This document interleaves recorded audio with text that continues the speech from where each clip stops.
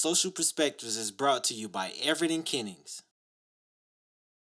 Hello and welcome to another edition of Social Perspectives. I'm Jay Gentile Everett. I'm delighted that you have joined us tonight.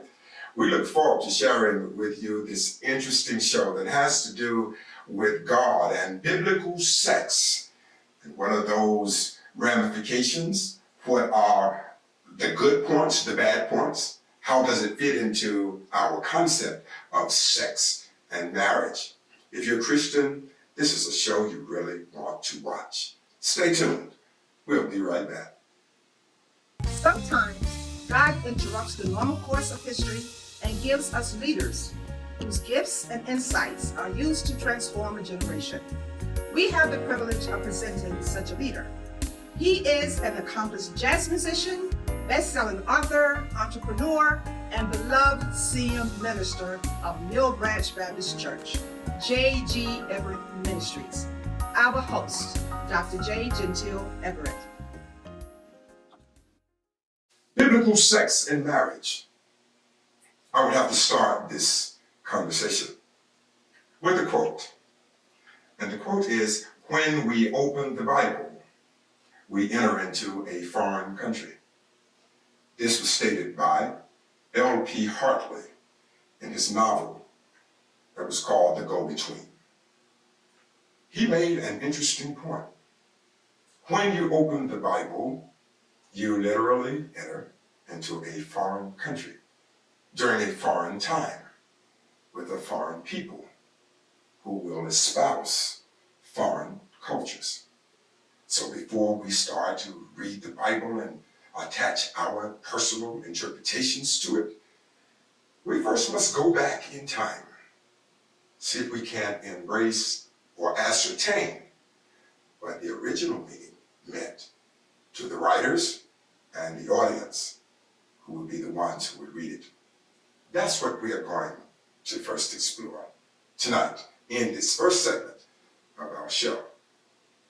Well, let's start with the concept of sex. What is sex?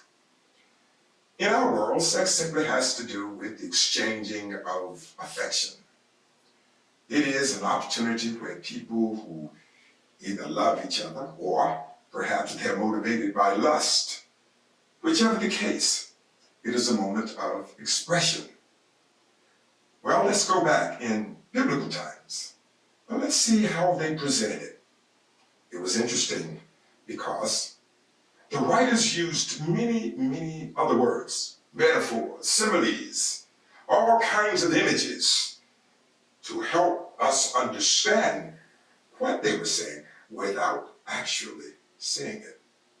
Perhaps even then, it was taboo to call it sex. Perhaps even then, it was taboo to call it something like sharing affection. So they found various ways to make that known. One of the ways was the verb that they used called to know someone. To know someone. You see, in our world, when you say to know something, it talks about an intellectual kind of vocation. You know something. It's because there's been an intellectual process involved.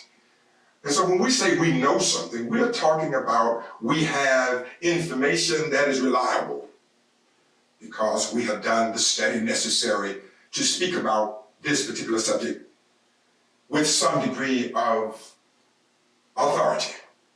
Well, in the Bible, it was amazing how the writers would many times employ euphemisms for certain words, just to soften it up a little bit. For an example, if you were to read, and we start over in the book of Genesis, and if we were to look at the Garden of Eden, it's so interesting about the creation of man and woman.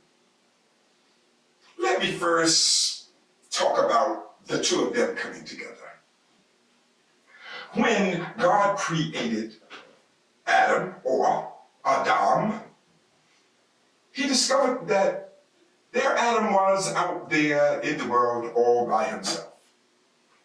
All of the other animals seem to have had a counterpart with whom they could spend time. There was a complementary companion to every other species except man. According to the Bible teaches us when God saw that Adam, or Adam, was lonely, he created Eve. Now let's look at what must have happened. I want to tell you, I am going to apply imaginary license to this when I explain it to you. You see, you had Adam walking around, being Adam, enjoying this wonderful atmosphere where God had placed him. Everything was rosy and everything was wonderful. You're talking about a utopian life. Well, utopia was ubiquitous. It was everywhere. He had no complaint about anything, except he did not have a mate. According to the scriptures, God caused Adam to go into a deep sleep. Now, this is actually the first idea that we learn about anesthesiology. Now, whether God placed something over his nostrils and his mouth and made him inhale something, we don't know, but God wouldn't have had to do that. He's God. He just ordered Adam to go to sleep. Whatever method God employed, we do know Adam fell asleep. And according to the scriptures, when he fell asleep, God took from him a rib and he fashioned a woman. Now, what's interesting about that, when Adam came out of his slumber, I said I was going to attach my imagination to it. Adam saw Eve. And when he saw Eve, I believe he must have said, "Whoa, man, that's how we got woman." He was astonished at what he saw. What makes this interesting is Adam was never born, and Eve was never born. Both were created. Now, that's going to be really interesting as we move on through this first segment. Because they were not born, they were created. It is believed that most scholars have accepted the fact that Eve was probably many years younger than Adam. Now, this is based upon Adam had to name all of the animals. And he did this pre-Eve. Can you imagine one man naming all of these animals? It would have taken a minute. But when he created Eve, Eve was not a child.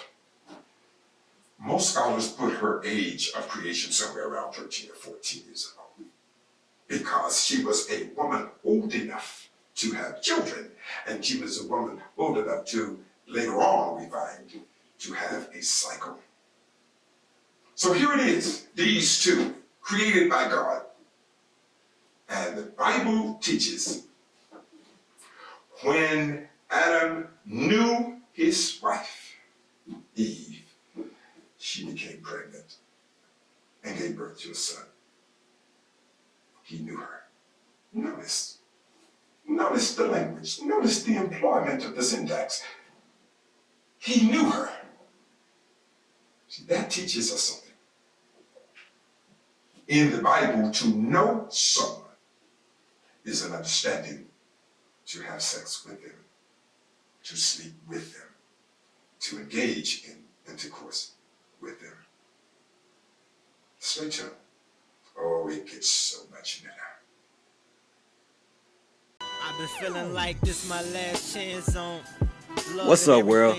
It's Rough Guy Rhymes, the leader of the Dream Big lifestyle, and I'm here to tell you to dream big. When your ministry is ready to expand and grow, and you are in need of financing, before you go anywhere, give Everett & Kennings a call. With minimal information, Everett & Kennings can have you financed in 1 to 2 days. The interest rates are at an all-time low and no credit checks are necessary. No personal guarantees. This company is owned by ministers who understand vision, and they have loan programs for any situation. Construction or renovation, they have the funds to do your deal. You can call them at 877-320-0115, 24 hours a day, and they have staff to direct you. Everett and Kennings, your one stop for all your ministry financial needs. Their motto is, pastors bring the message, we'll bring the money for ministry. Welcome back. We were just talking about the word know. To know meant to engage in sexual intercourse, to know. And throughout the Bible, this same concept was used, to know. It was always about to know someone in the biblical sense, meant to engage in sexual relations with them. Now, when we leave this, when Adam and Eve, according to the scripture, when they ate from the forbidden fruit, notice what happened. God had ordered Adam to not eat from the tree of knowledge. That was the instruction. Do not eat from the tree of knowledge. When you do that, you will die. Well, look at the story, the serpent. The serpent comes and seduces Eve and says to Eve, if you eat from this tree of knowledge, you will be able to discern good from evil. You will know the difference between good and evil. And precocious Eve, we know the story. She participated in the consumption of that fruit. And according to the text, she gave that fruit to her husband. Now, I am not going to go down some hedonistic road that some of my colleagues have tried to go down many years of my study, trying to make that into a simple sexual kind of relationship that took place between the two. I don't want to speculate on that. Not yet. But we do know the tree was the tree of knowledge. You see, when Adam knew his wife, she became pregnant. And the tree was the tree of knowledge. The first part of the word knowledge, the root word for knowledge, is to know. Here we go again. Back to that word, to know. Case in point, when Absalom, who was the son of David, wanted to rebel against his father, David left the capital city of Jerusalem and went to another land where he stayed with this older, loyal, wealthy man, Barzillai. The name is pronounced both ways. There he was with him. And let's notice, if you were to study it, when he left, when Absalom had been defeated and David felt that it was safe for him to go back to Jerusalem, he looked to his friend and said to him, I want you to go back to Jerusalem with me. And let me tell you what I'm going to do. I'm going to give you all of the comforts that you could ever imagine. I'm going to give you the comfort of wealth. I'm going to give you the comfort of women. And notice what he said. I'm going to give you the comfort of good and evil, to know good and evil. Here it is again. Is it another metaphor? It is another kind of easy, mollified way to say wine, women, and song, to know good and evil. There it is again. Well, his friend said to him, well, there's no need for me to go back to Jerusalem. That life, the good and the evil knowledge thing to which you refer, well behind me. I have too many years for that kind of pleasure. This is just interesting about this word to know. Keeps going back to pointing to sexual connotations and ideas. I want to hasten because I want to tell you about when you look at the book of Song of Solomon. When I was in seminary, I remember vividly one day, the professor was saying that there was a pope who believed that in putting the Bible together, they should have left out Song of Solomon because it's exotic, erotic, quixotic, too much, he felt, to be in the holy canon. But it was there. There were some seminaries long time ago would not permit the book of Solomon to be read in the public. Not only that, in certain pubs where there was beer and wine sold, they would read from the book of Song of Solomon because of its erotic nature. Now, in the book of Solomon, it is supposed to be lovers exploring each other. But I read this carefully. If you were to read it, you will see that the man and the woman in the Bible, in the text, gave exotic descriptions about their lover. And the descriptions were all anatomical. And they had sexual attraction involved. Start with the man. The man started to explore and explain his female lover. Oh my goodness, he was extremely graphic about what he saw.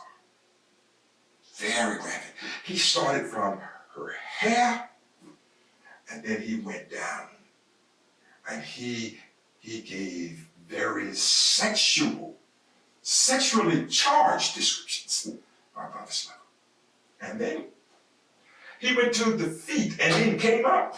It was amazing to me. I can kind of understand it. It's erotic, no doubt about that. He talked about what a wonderful lover she is and how he craves her. As if that was all we were going to hear. Just to let you know, it wasn't just simply male voyeurism. Here comes the female. She does the same. Now, I will admit, we got to give the woman credit for this. She was nowhere near as graphic as the man. She was plenty graphic, but nowhere near as graphic as the man.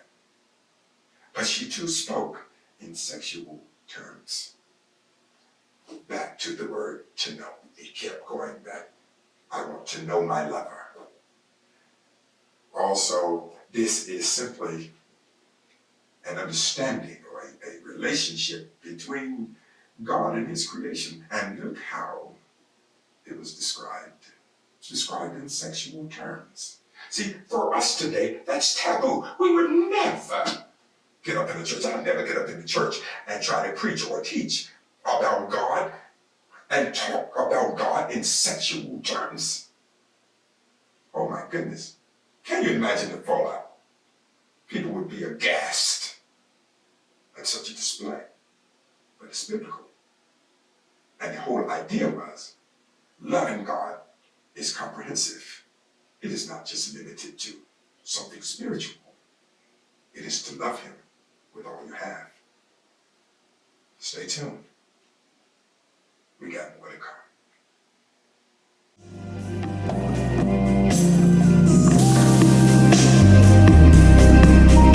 I saw you in the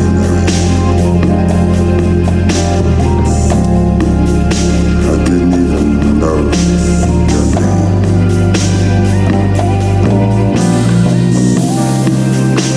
But it really didn't matter very much to me.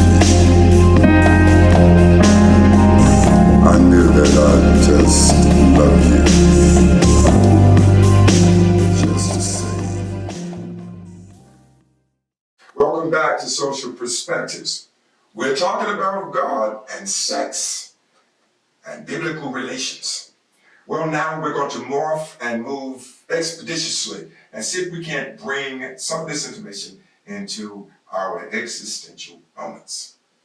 First of all, in the Bible, say we're going into a foreign country. You see, in that foreign country, the word virgin itself had nothing to do with sexual purity. It does in our culture. But in that culture, a virgin was a woman of marriageable age. She's old enough to be married. That's what a virgin was. So we have to change how we read and understand these things, because the nuances, the words, all of these things have changed over time, and they will change based upon the culture who's expressing it. For example, in the Old Testament, it was impossible for a man to commit adultery. He was free. He was free to plant his seed wherever he wanted to. Well, we have a lot of that thinking going on in our world today. There are some men who feel like they are just free to plant their seed wherever they like. But we have a different culture now, because wives have rights they didn't have at that time.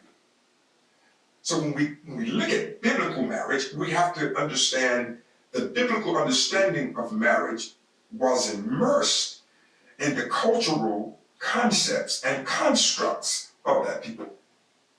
That's very important. You're not going to be able to separate them. You can't decide, I'm going to extrapolate culture from what I'm reading, because then you're going to have a false interpretation. That's why that's important.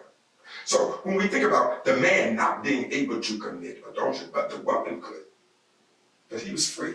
He could simply just marry her and bring her home. See, it was nothing for a man to have a wife, and then he had several concubines, and they all lived together. That was okay, because the concubine was like a second-class wife. So you had the wife, and then you had several other wives that he may have. That culture was okay. That culture was cool with that. It didn't bother them. So the man was free. So then only the woman could commit adultery. Wow, that would be strange. Suppose now that was our culture. Many men would probably like it. Many of them.